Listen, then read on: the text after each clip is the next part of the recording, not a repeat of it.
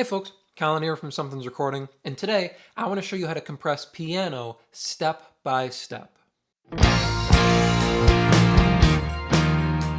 We're going to be looking at compressing a piano track today, but before we dive in, if you are ready to go a little bit deeper into the mixing process in its entirety and really start to hone your workflow as an audio engineer, then I have just the thing for you. It is my 7-step mixing checklist, and it's just a simple PDF that will walk you through the entire mixing process step by step to help you get professional and radio-ready mixes without any more of the hassle and without any more of the guesswork. Excuse me, it is a completely free guide, and you can download it below using the link in the video description. Now let's jump in here and take a look at this piano. So I'm still working on this track here. It's not finished recording, kind of mixing as we go here for this client. It still needs bass and a couple electric guitars, but you can kind of see everything else is built into the track here. Just finished working on the piano here, and I want to show you the compression on it, and then we're going to walk through compressing it with a stock compressor. Let me play you the track so far, minus the vocal here, and you can kind of hear where the mix is sitting. Again, minus bass and electric guitar here. So here's our mix so far.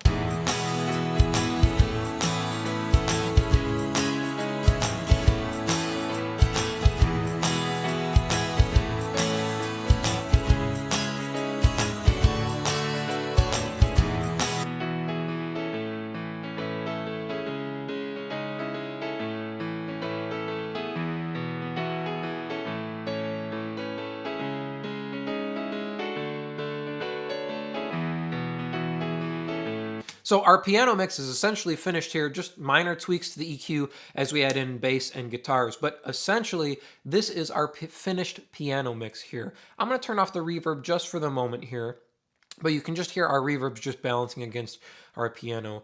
All our piano is doing inside this mix is sitting opposite our acoustic guitar.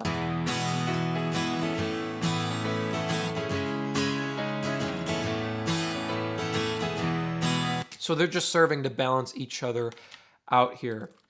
Let me show you the compressor we have going on the piano at the moment. My go-to compressor for piano is usually this FETComp or any 1176 style compressor. Now, there's only a couple moves to make here with this compressor, and I'm going to talk about that, and then we're going to jump into a stock compressor. So if you don't have an 1176 emulation, we're going to go over compressing piano with a stock compressor here as well. But let me hit play, and you can see what this compressor is doing on the piano track here.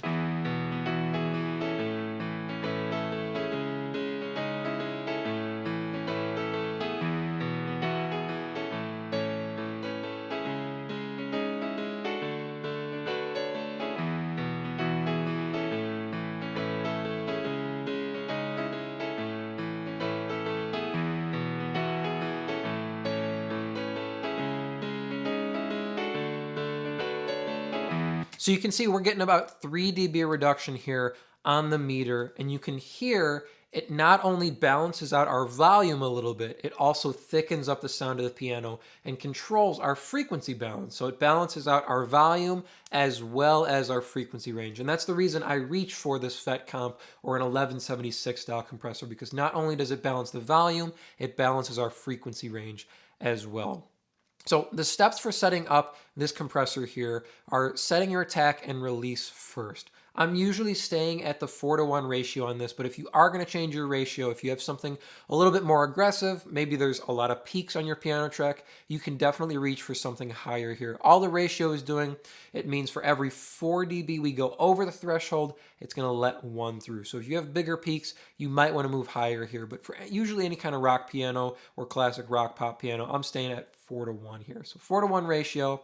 I'm setting my attack at 0.55 milliseconds. So it's a medium or slower attack for this unit, but it's still very, very fast. You can see we're still under a millisecond here, or half a millisecond. We're at 0.55 milliseconds. So still very, very fast of an attack.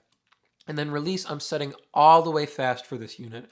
So our attack, we want to be fast enough that we're grabbing the peaks here on this piano, and then our release, we want as fast as possible with this unit to let go and get ready to grab our next peaks. I don't want to hold down to anything too long, and I don't want to leave too much space with the attack that we get any transient pops or anything as we compress the piano.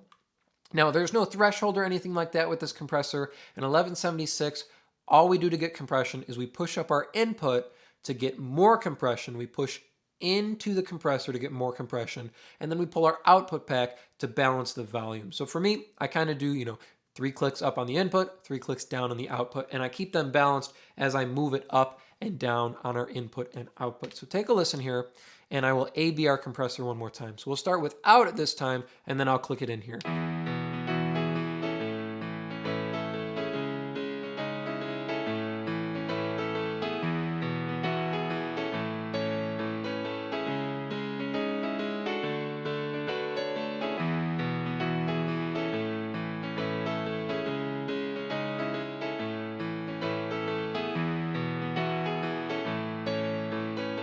You can see just 3 dB reduction on the bigger peaks here for the piano. That's the way I'm setting up this 1176 style compressor, and this is the compressor I usually reach for. Now, if you don't have an 1176 style compressor, you can always reach for just the stock compressor in your DAW, and it's actually going to give you more flexibility and more control than the FET comp. The only thing you're not going to get is the vintage vibe and the character of using an 1176 plugin. But you will gain more control and more flexibility with a stock compressor because it opens you up to more tools here.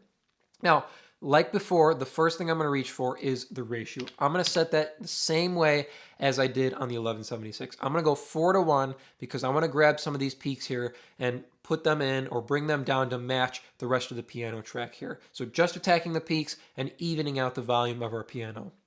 Now I'm going to set, the attack and release here on the piano. And the way I'm going to do that is I'm going to pull our threshold down quite drastically so I can see how the gain reduction, how the compressor is reacting to the piano, and I'm going to adjust my attack and release from there. I'm probably going to shoot for something a little bit quicker on the attack, something about 7 milliseconds and maybe 40 milliseconds here on the release. So I'm going to set them both in the middle here, and we're going to go from there. Like I said, pull the threshold down, and we're going to tweak our attack and release from there so we can visually see it with the gain reduction meter and hear it acting on the piano.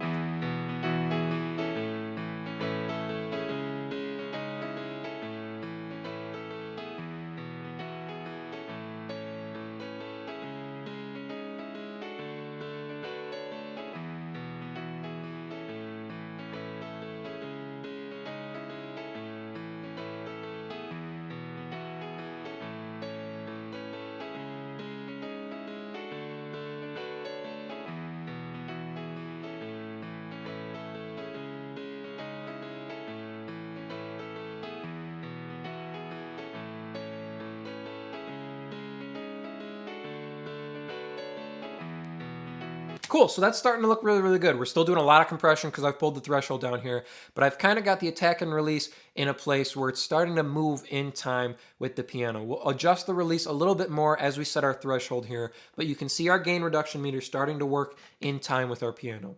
So now what we want to do is we want to readjust our threshold so we're getting the amount of compression we want. Usually about 3, maybe 4 dB of compression here.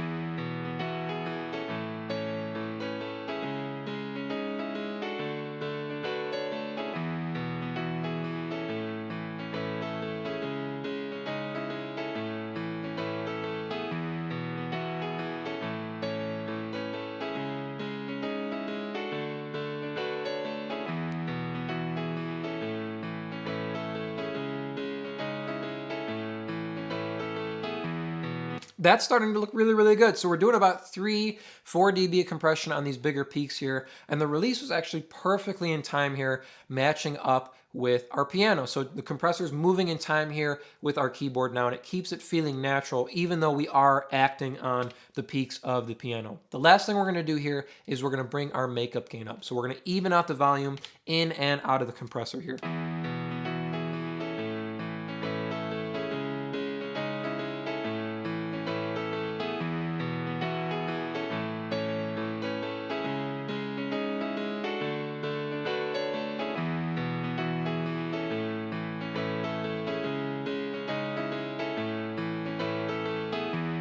That's feeling pretty good. Just added about 2 dB of makeup gain there. We're at 1.92 dB. That's feeling pretty nice. Let me A/B the compressor for you, and then we'll throw it back in the mix and we'll see how it's sounding.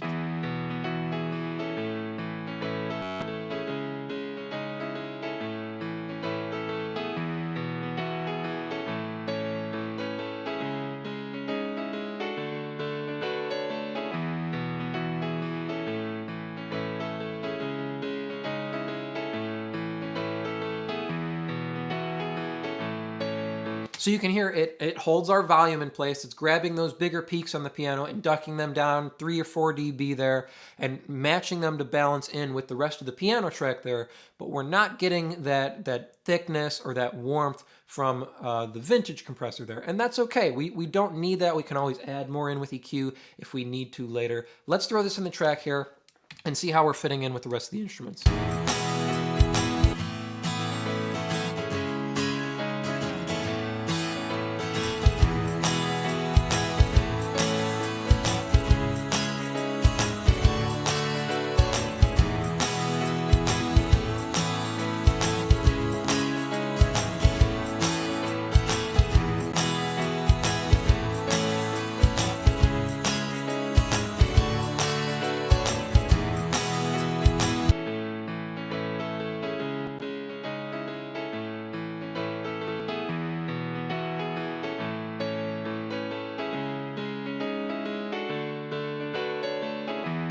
Step by step for compressing piano here. We're pulling in our compressor, setting our ratio 4:1 so we can grab those peaks.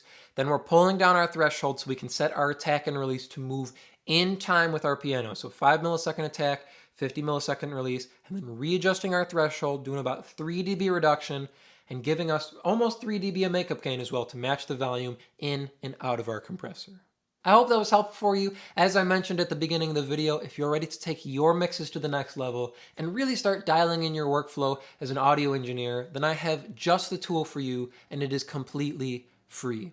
It is my 7-step mixing checklist, and you can download it below to start creating more professional mixes in less time. Thank you so much for watching, and I will see you in the next video.